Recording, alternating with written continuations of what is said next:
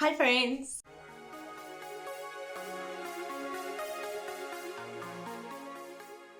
Welcome back to my channel. So today I'm going to be talking about 10 things that I have learned or experienced in the UK that are extremely weird for South Africans. So let's get started. Number one, how close things actually are to each other. So when I was looking on Google Maps, before I'd even moved, and looking at like where my house was in relation to other things, I was like, oh my gosh, things are so far from each other. So I have a spa, which is really cool, but I've got a spa down the road. When I looked on the map before I moved, I was like, I'm never going to walk to a spa. It is so far out the way. I cannot tell you, I've walked past it so many times. Things are so much closer than what we think, because in South Africa we're so used to cars and we're so used to transport, so things just, you drive everywhere. So even walking across the road to a shop is effort. Here it's the norm, you have to walk places. So I don't have a car and I don't have a bicycle, so I'm walking everywhere and things are actually a lot closer than they seem, so it's not too bad.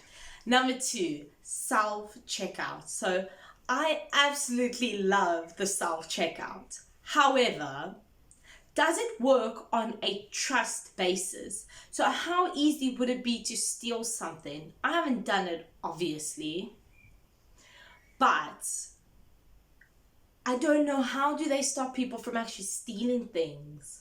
That's my only concern. I absolutely love it. I love doing it. It's just so like empowering. It sounds so silly, but I feel so great when I'm like, I did that myself.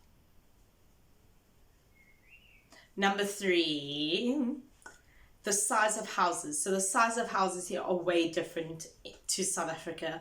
I'm sure you get small places in South Africa, and I feel in South Africa places are starting to get smaller and smaller and smaller. But if you're looking at like older houses, those places are still big and you'll have a big garden because we've got space to work with. Here in the UK, that's not the case. Everything is tiny and everything is on top of each other. All the houses touch. It's not like gardens. You'll have a small area behind your house, maybe. That's that. And a little piece in front where you'll just have like your front door. And that's it.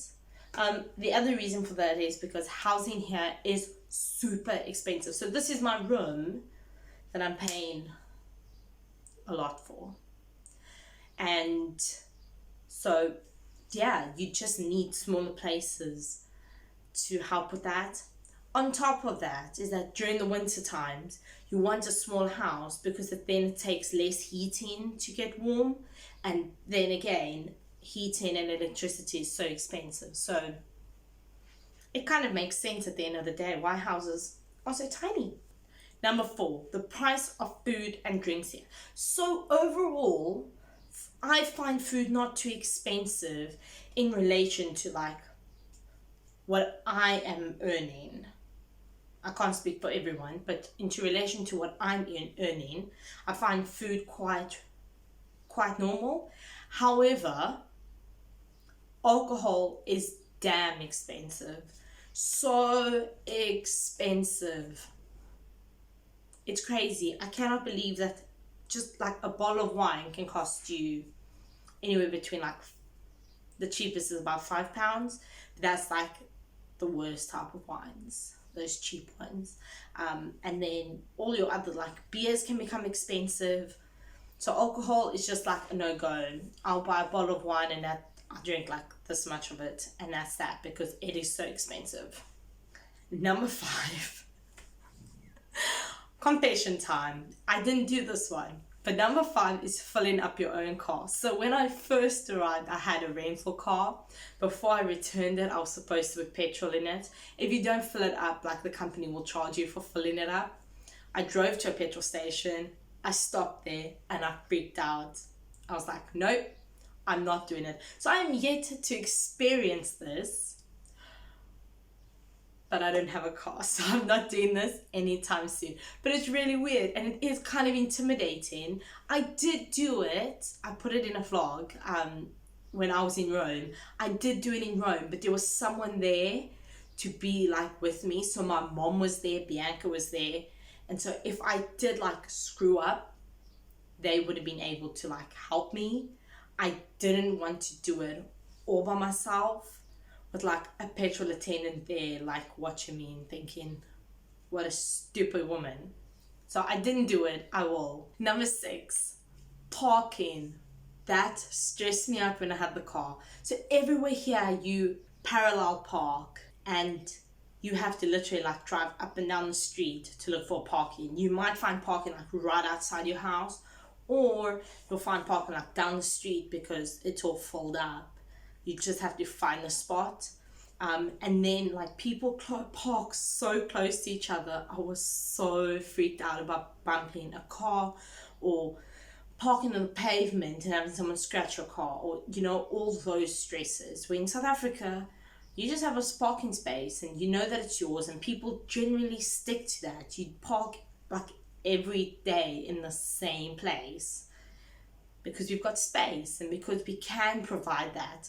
There are places to park. Some people do have places to park behind their houses, but I didn't know that when I just got in here with the car, so I parked out on the street, and it was safe to do that, but it was scary to park. Number 7, coats. So I am here in summer and it has been extremely hot, extremely. So I haven't had to deal with this much. However, it is something that you need to think about constantly, is putting a jacket in your bag or taking a jumper with you. Jumper is just like a sweater, a jersey. I'm already changing my language. You have to make sure you're taking that with you all the time because the weather changes. I remember the one day I woke up, I bought an umbrella the day before because there was signs of it raining. Woke up in the morning, it was sunny and hot. I had a thin jersey. I decided I don't need my umbrella, so I left it in my room. When I got to school, it started raining. I didn't have a coat, I had no hoodie, I didn't have my umbrella.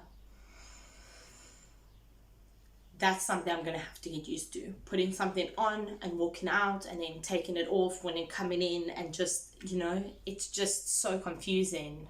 It's really confusing. We don't have to bother with that back home because it's just always warm. Like in winter, you'll wear something in the morning and take it off in the afternoon and then maybe put something on in the evening. But it's not extreme. It's like coats and jumpers and sweaters and I don't know what else.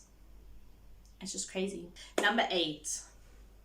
This one got me quite a few times already, but all of their chip packets are different colors. I don't understand it. So here, Walker's, which is like a Lay's, so salt and vinegar is in a green packet. The blue packet is, I think, cheese and onion, which... Why would you confuse me like that? I bought quite a few cheese and onions when I wanted salt and vinegars. Yeah. With that, salt and vinegar here is not the same. It is not nice. I don't like it. Back home, when you buy those Simba salt and vinegar chips and you've eaten even just a small packet, your lips are on fire, you're thirsty, your palate's burning. That's how you know you've eaten a good packet of salt and vinegar chips. Here it is so weak. You might as well eat those like lightly salted lake crap ones. Not worth it. Not worth it. Number 9, entertainment. Entertainment here is quite expensive. So you'll find a lot of people not going out and doing things like going to the movies or going bowling, going to the arcade. Things like that are very expensive. However, you can get your entertainment from going to pubs. Although alcohol is again expensive. So you'll have to find that like middle ground. Unfortunately, I haven't had the chance to experience that because we have been on lockdown. But back in 2015, when we were here and we went out with my uncle, it was a lot of fun. It was expensive, but I know that what like the younger generation will do is they'll sit at home, they'll drink, just go out to do like the party scene, but not drink that much. The last one, number 10, the price of a Domino's pizza. I almost had a heart attack. So the price of a Domino's pizza was £19 for one pizza, one large normal pizza. I cannot believe it. But they had a special that you could get 2 pizzas for £21. Still, that is so expensive. So I didn't have much Domino's when I was back in South Africa, but I'm sure it wasn't that expensive for a Domino's pizza. The pizzas here are delicious. So you get like a sauce thing with it, which is so great. I think it's up your crust then, but it really is good. You also get like the thickness is not like thick like you get at Roman's. It's not thin either like Demonese, but it's just like good meat middle, and it's really delicious. Although I will not buy pizza from them anytime soon because it's so expensive. Guys, so that's just some comparisons between South Africa and England, or the area that I'm staying in. I'm absolutely loving it here. So if you want to see more content about the UK or more things that I'm learning or what the move was like, let me know in the comment section down below. Please give this video a massive thumbs up.